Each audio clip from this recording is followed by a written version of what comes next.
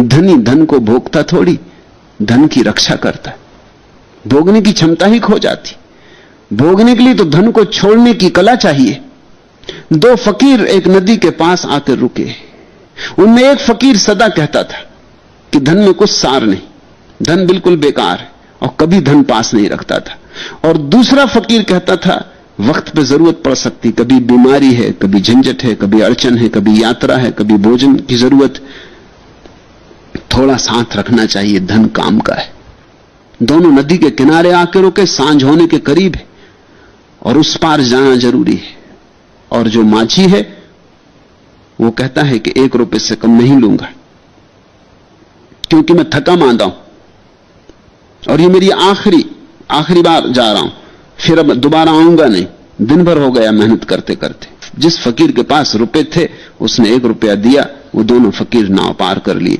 जब नाव से उतरे तो जिसके पास रुपया था उसने कहा अब कहो, अब अपने विवाद को निर्णय कर लो। अगर आज ये रुपये मेरे पास न होता तो हम उसी तरफ रह गए होते। वहां जंगली जानवरों का भय, रात बचना मुश्किल था। नदी पार उतर गए तो अब बच जाएंगे, अब धर्मशाला पहुंच जाएंगे, गांव आ गया, अब निश्चिंत होकर रात सो लेंगे। तुम क्या कहते हो? वो फकीर हंसने लगा। उसने कहा हम धन के कारण नहीं उतरे, तुम धन दे सके, उसको 1 रुपया दे सके, इस कारण उतरे। रुपया होने से नहीं उतरे, क्योंकि होने से क्या होता था अगर तुम देने को राजी न होते।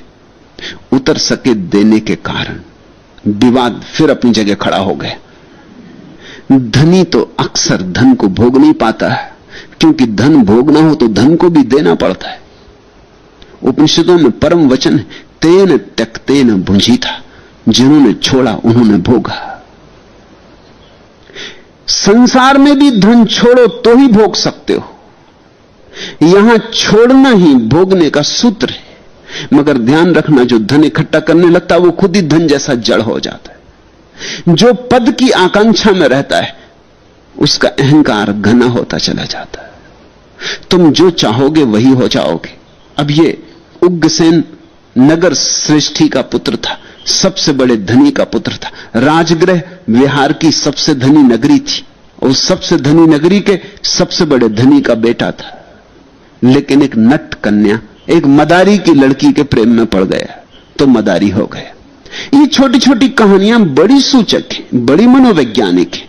इनको तुम ऐसे ही पढ़ लोगे तो इनका मजा, इनका स्वाद तुम्हें नहीं आएगा। इनमें धीरे धीरे उतरना।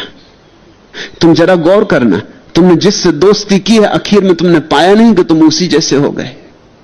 दोस्ती की तो बात छोड़ो, किसी से दुश्मनी भी अगर कर ली तो भी उस जैसे हो जाओगे, क्योंकि उसी का चिंतन करोगे, उसी का हिसाब रखोगे। वो कैसी चालें चल रहा है वैसी चालें तुम चलोगे।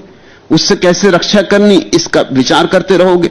सदा उसका विचार करते करते तुम भी उस जैसे हो जाओगे। दुश्मन भी एक जैसे हो जाते हैं, क्योंकि दुश्मनी भी एक ढंग की दोस्ती है।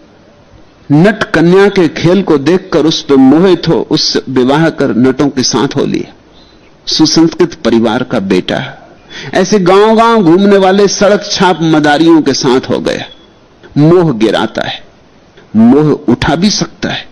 अगर बुद्ध जैसे व्यक्ति से मोह हो जाए तो तुम्हारी आंखें आकाश की तरफ उठने लगी। तुमने जमीन पर सरकना बंद कर दिया। बुद्ध को देखने के लिए ऊपर देखना पड़ेगा, चांद तारों की तरफ देखना पड़ेगा। जब मंसूर को सूली हुई वो खिलखिला के हंसने लगा, और किसी ने भीड़ में से पूछा कि मंसूर तुम्हारे हंसने का कारण, क्योंकि तुम मर रहे हो।